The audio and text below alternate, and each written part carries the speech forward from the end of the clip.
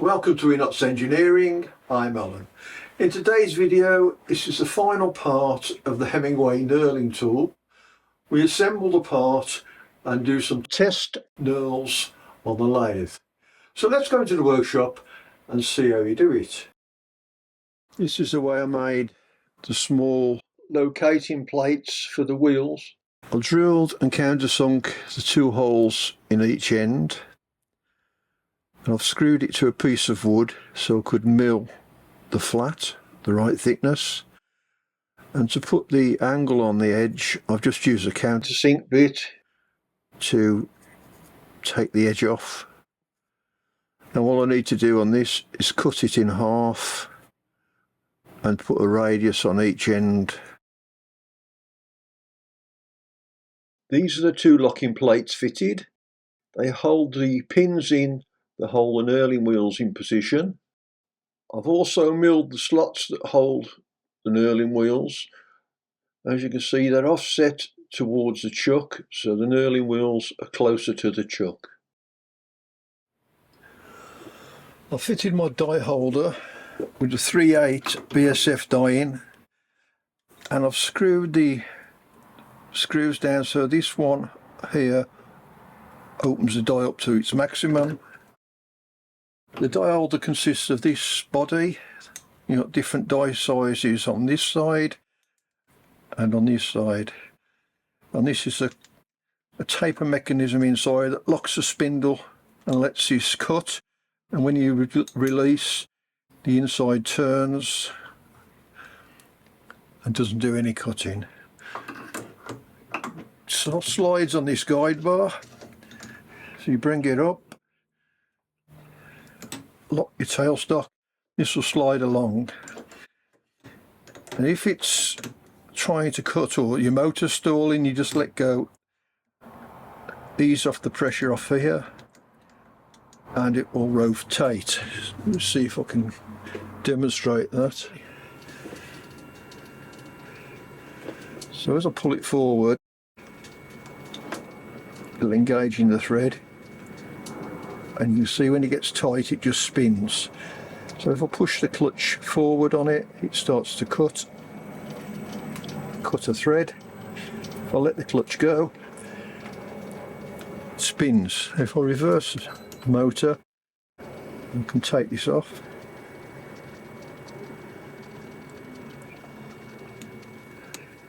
Stop it. And there you see the thread it's cutting. So wipe out the swarf.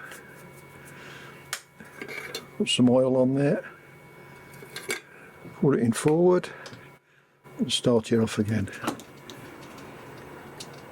I'm having to hold it in a collet because the 3-jaw chuck, it was slipping in the chuck, but on this you can see it's cutting.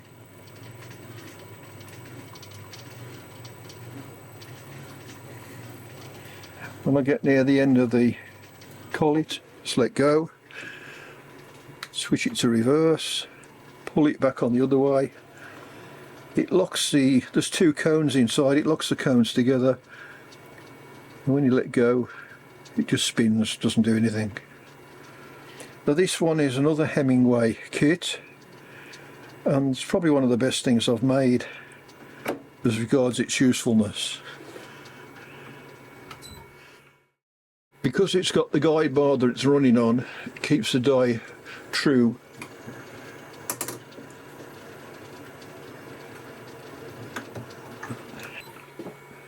Let's try the nut before I take it out the lathe.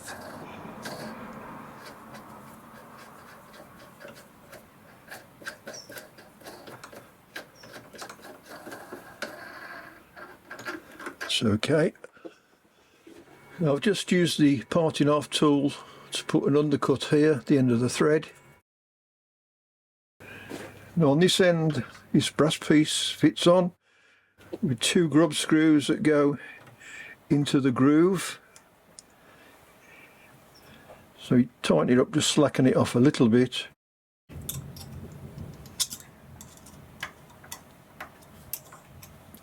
Turn it around the other side. This has still got to be able to turn.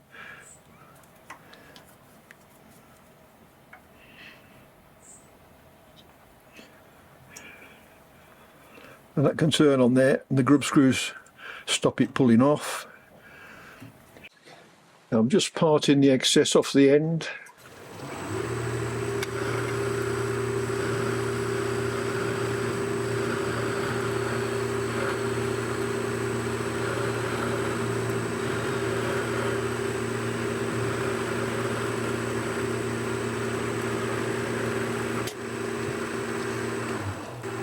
Just put a little chamfer on the thread.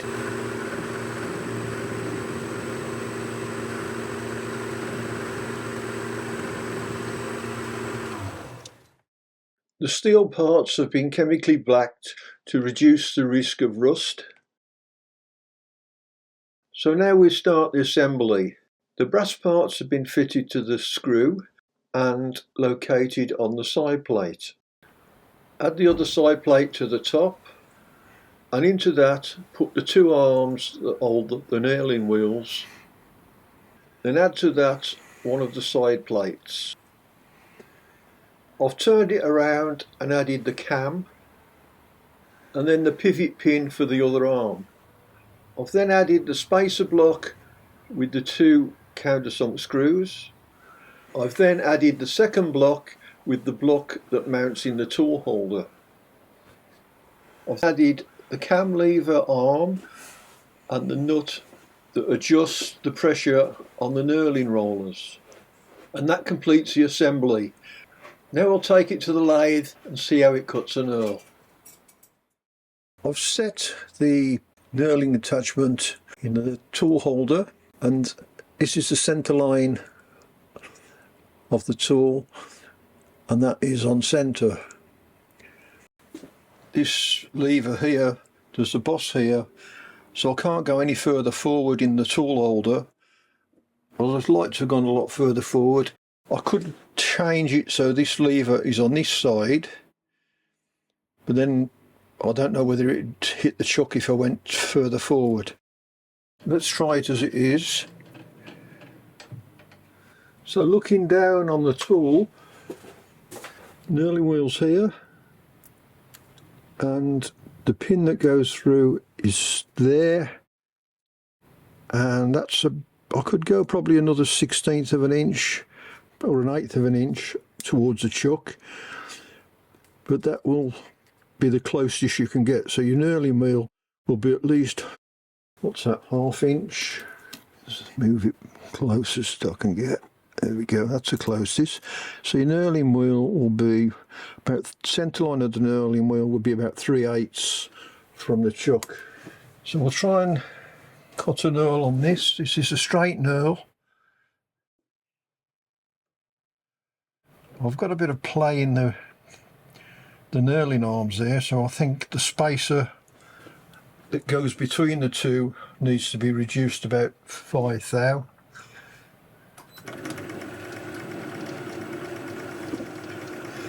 So I'll turn the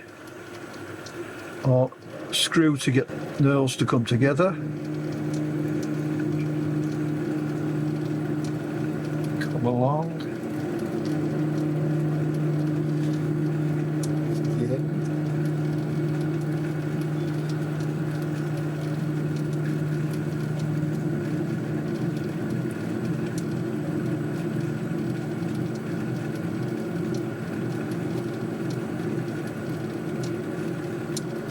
And we'll tighten up a bit more.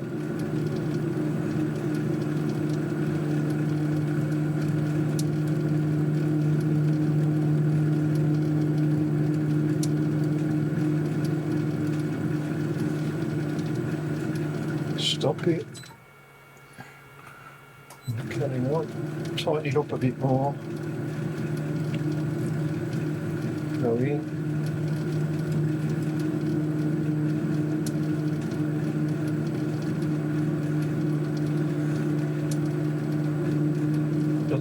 Tighten it up more, come out.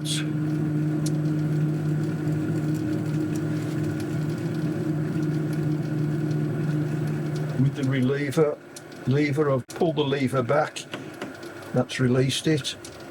So we can have a look at the knurl.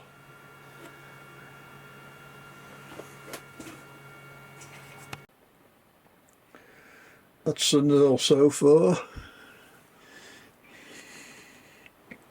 I think I'll do a bit more and see if I can get a sharper knurl.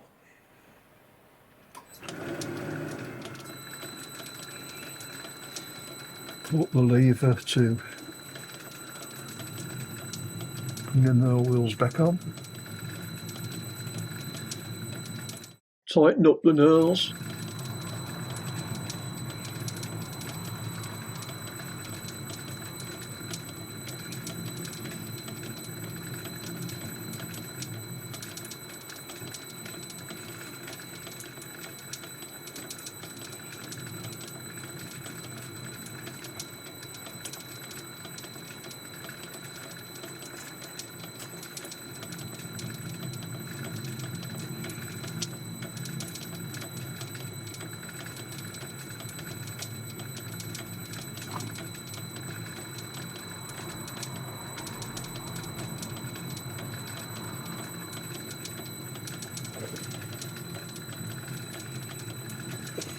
Slacken the knurl off there, come off.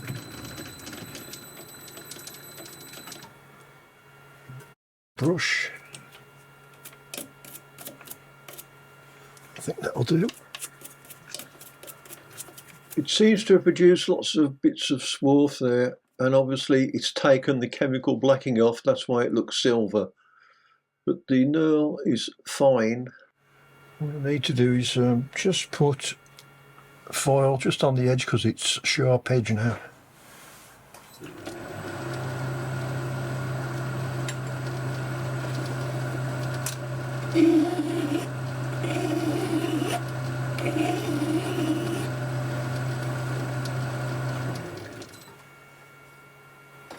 Let's have a look at that knurl. There's the knurl.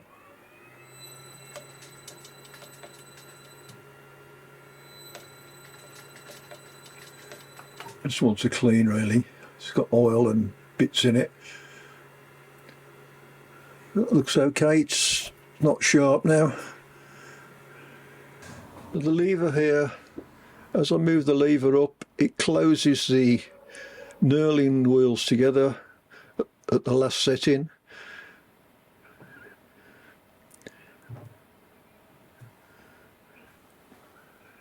Well, that's the fine straight knurl.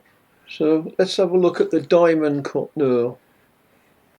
I've taken some of the side play out by remachining the spacer. I've reassembled it, changed the knurling rollers to a diamond knurl. Now I just want to see how this cuts. Let's start it off again. Put the feed on. Let's go forward. Come to the edge.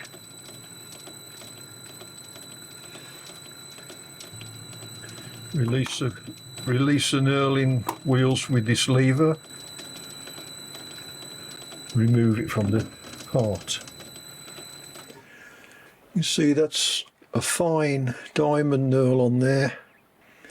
Now you can get different wheels from Hemingway. They sell them as a pair. You can have straight, diamond, fine or coarse. Well, this fits in this Boxford tool holder. Oh well, that's it for today. Thanks for watching. Hope you enjoyed it, and we'll see you next time on Enots Engineering.